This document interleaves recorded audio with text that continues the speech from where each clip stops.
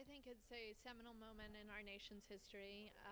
I think it's a really dramatic story. I think it's also an important story. I think it's also timely as we're struggling to get out of Iraq and Afghanistan, to look back at what happened in Vietnam 40 years ago, learn some lessons. We didn't do a very good job getting out of Vietnam, and I think that there's a lot that we can learn from what occurred during those days.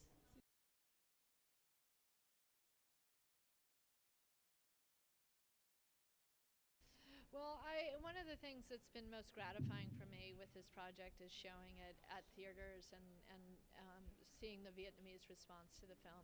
I think for many of the Vietnamese who came out of Vietnam during those final days, that it's an incredibly dramatic moment.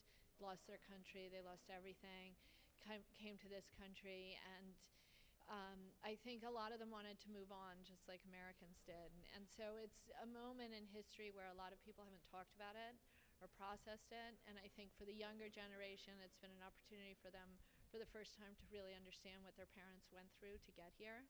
And it sparked these extraordinary discussions, and I think has offered some amount of at least processing, if not some closure, for a lot of Vietnamese, and that's been incredible for me and so rewarding.